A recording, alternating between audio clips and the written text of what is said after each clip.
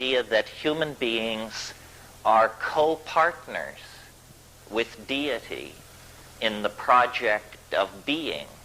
This is the basis of all magic. You see, in a Christian context, magic is heresy because it implies that man can command God to act. In other words, that in some strange way, the magician compels nature to behave as the magician desires.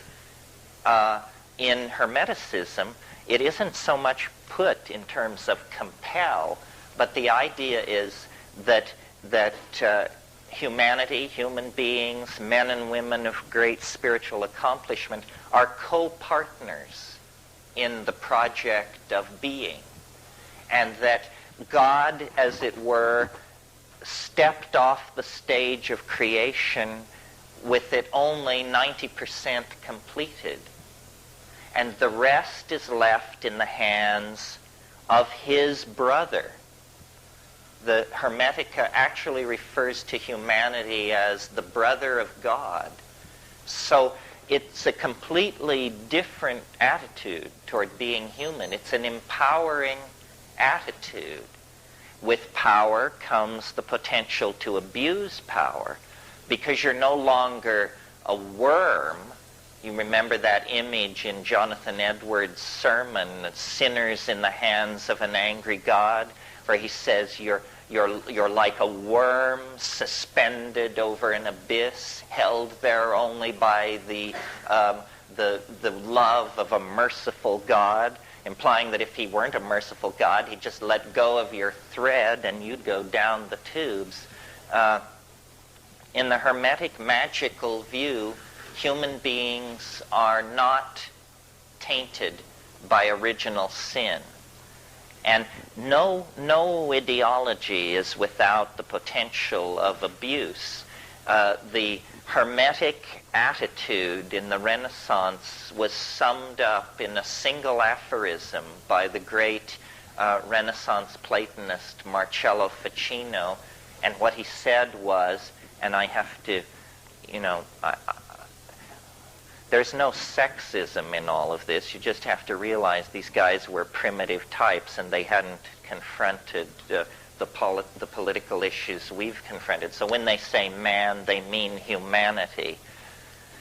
The Renaissance magical attitude is summed up in Ficino's aphorism, man is the measure of all things. And this is a double-edged sword, because in a single affirmation, you cast off the guilt trip.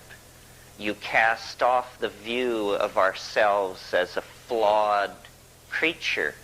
But when you say man is the measure of all things, you could be the chairman of the board of Louisiana Pacific or Dow Chemical. This is approximately their attitude.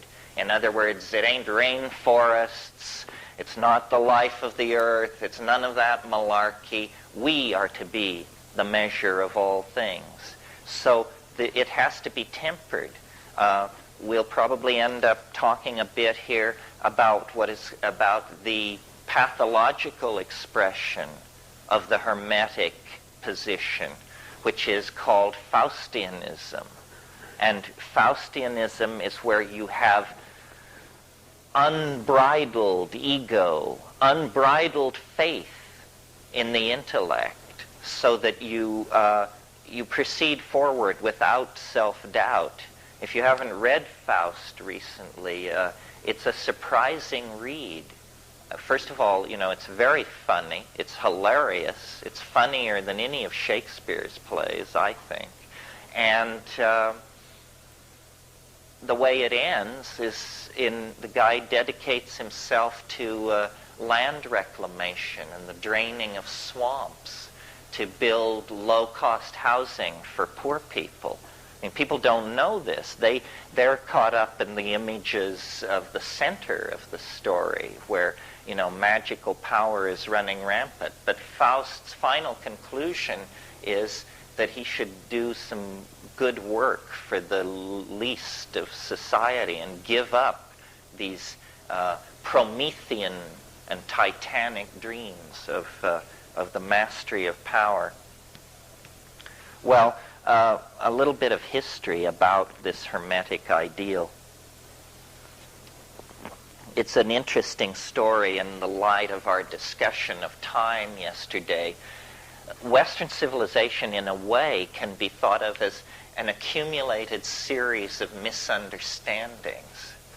And one of the most severe of these misunderstandings has to do with this whole business of Hermeticism.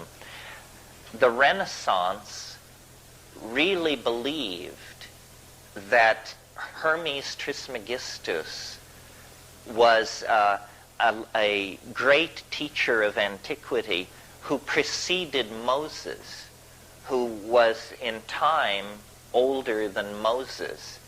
And they had what they called the Prisci Theologica, the three theologians, and they were Hermes Trismegistus, Moses, and Orpheus, in that order. And the reason that I say Western civilization is built on a series of misunderstandings is because they got it all wrong about Hermes Trismegistus, and there was great confusion and unhappiness in the 16th century when Marie Casaubon, who was an early philologist, attacked the dating of the Hermetic corpus and argued correctly that this could not possibly have been written in a period preceding Moses, that in fact this was post-Christian, written no earlier than the 1st century A.D. This is the equivalent of us finding out that, George Washington was alive in Greenwich Village in the 1930s or something. I mean, it was a completely mind-bending realignment of how people thought the history of the world had unfolded, because they had up to that time thought that when you studied Hermes Trismegistus, you were reading the oldest philosopher in human history. Actually, it's very late. And in a way, this is what destroyed the magical alternative. The advent of modern philology showed that these so-called ancient texts were not ancient at all. They were late Roman. They were Hellenistic.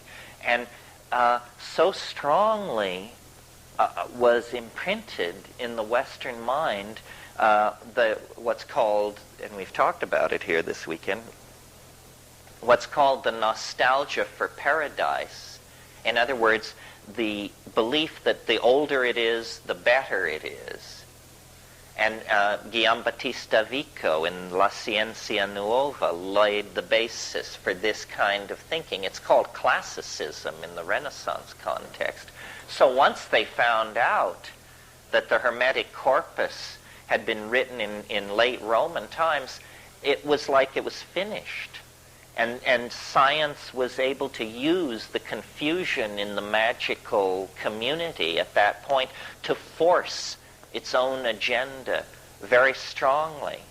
And there have been numerous episodes of misplaced dating like this that have contributed to the confusion around the history of magic.